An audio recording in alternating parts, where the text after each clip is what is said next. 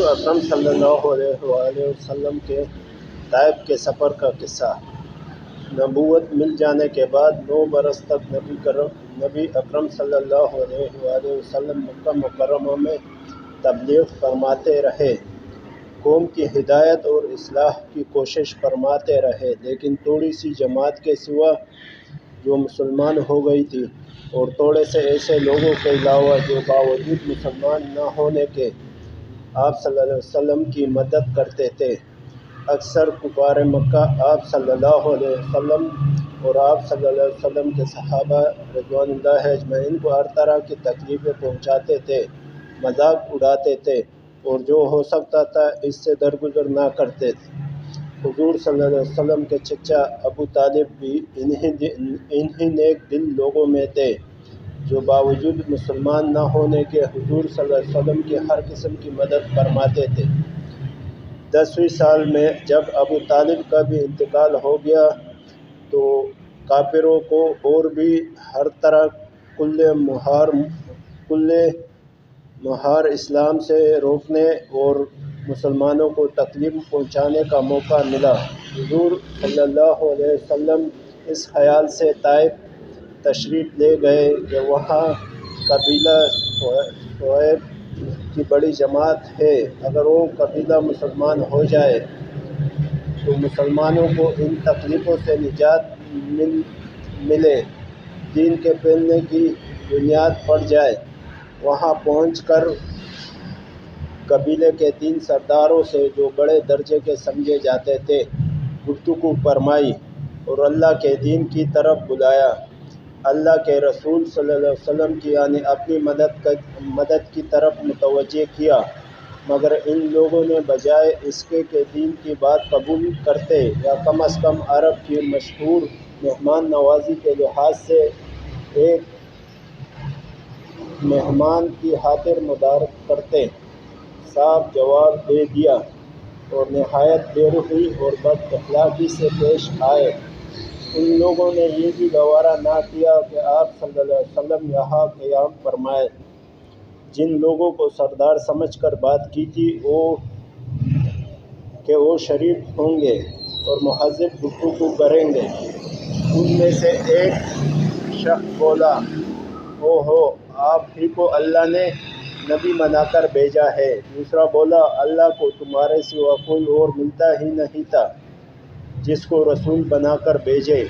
تیسرے نے کہا، میں تجھ سے بات کرنا نہیں چاہتا، اس لیے اگر تو واقعی نبی ہے جیسا کہ دعویٰ ہے تو تیری بات سے انکار کر دینا مصیبت سے خالی نہیں، اور اگر جھوٹ ہے تو میں ایسے شخص سے بات نہیں کرنا چاہتا۔ اس کے بعد ان لوگوں سے نا امید ہو کر حضور صلی اللہ علیہ وسلم نے اور لوگوں سے بات کرنے کا ارادہ فرمایا کہ آپ صلی اللہ علیہ وسلم تو ہمت اور استقلال کے پہاڑ تھے، مگر کسی نے بھی قبول نہ کیا، بلکہ بجائے قبول کرنے کے حضور صلی اللہ علیہ وسلم سے کہا کہ ہمارے شہر سے فوراً نکل جاؤ اور جہاں تمہاری چاہت کی جگہ ہو وہاں چلے جاؤ۔ حضور صلی اللہ علیہ وسلم جب ان سے بالکل مایوس ہو کر واپس ہونے لگے تو ان لوگوں نے شہر کے لڑکوں کو پیچھے لگا دیا کہ آپ صلی اللہ علیہ وسلم کا مذاق اڑاتے، تالیاں پیٹتے، پتھر مارتے، حتیٰ کہ آپ صلی اللہ علیہ وسلم کے دونوں جوتے خون کے جاری ہونے سے رنگین ہو گئے۔ حضور اقدس صلی اللہ علیہ وسلم اسی حالت میں واپس ہوئے۔ جب راستے میں ایک جگہ ان شریروں سے اطمینان ہوا تو حضور صلی اللہ علیہ وسلم نے یہ دعا مانگی، اے اللہ، تجھ سے شکایت کرتا ہوں میں اپنی کمزوری اور بے کسی کی اور لوگوں میں ذلت اور رسوائی کی۔ یہ ارحم الراحمین، تو ہی ضعفاء کا رب ہے اور تو ہی میرا پروردگار ہے۔ تو مجھے کس کے حوالے کرنا چاہتا ہے؟ کسی اجنبی بیگانے کے جو مجھے دیکھ کر ترش روح اور منہ چڑھاتا ہے، یا کسی دشمن کے جس کو تو نے مجھ پر قابض قابو دے دیا۔ اے اللہ، اگر تو مجھ سے ناراض نہیں ہے تو مجھے کسی کی بھی پرواہ نہیں ہے۔ تیری حفاظت مجھے کافی ہے۔ میں تیرے چہرے کے اس نور کے طفیل جس سے تمام اندھیریاں روشن ہو گئی ہے اور جس سے دنیا اور آخرت کے سارے کام درست ہو جاتے ہیں، اس بات سے پناہ مانگتا ہوں کہ مجھ پر تیرا غصہ ہو یا تو مجھ سے ناراض ہو۔ تیری ناراضگی کا اس وقت تک دور کرنا ضروری ہے جب تک تو راضی نہ ہو۔ نہ تیرے سوا کوئی طاقت ہے نہ قوت ہے۔ مالک الملک کی شان قہاری کو اس پر جوش آنا ہی تھا کہ حضرت جبرائیل علیہ السلام نے آ کر سلام کیا اور عرض کیا، اللہ تعالیٰ نے آپ کی قوم کی وہ گفتگو جو آپ سے ہوئی سنی اور ان کے جو جوابات سنے، اور ایک فرشتے کو جس کے متعلق پہاڑوں کی خدمت ہے آپ صلی اللہ علیہ وسلم کے پاس بھیجا ہے۔ آپ صلی اللہ علیہ وسلم جو چاہے اس کو حکم دے۔ اس کے بعد اس فرشتے نے سلام کیا اور عرض کیا کہ جو ارشاد ہو میں اس کی تعمیل کروں۔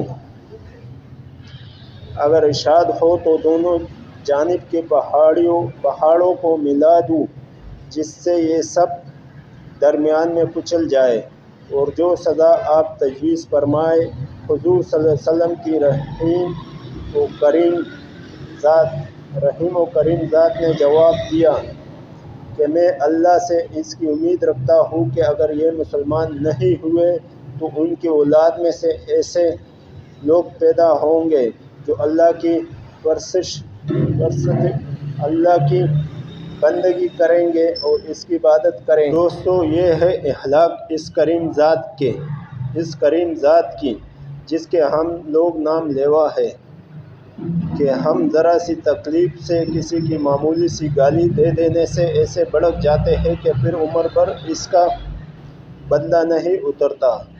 ظلم پہ ظلم اس پر کرتے رہتے ہیں اور دعویٰ کرتے ہیں کہ اپنے محمدی ہونے کا، نبی کے پیرو بننے کا۔ نبی کریم صلی اللہ علیہ وسلم اتنی سخت تکلیف اور مشقت اٹھانے کے باوجود نہ بد دعا فرماتے ہیں نہ کوئی بدلہ لیتے ہیں۔ سبحان اللہ۔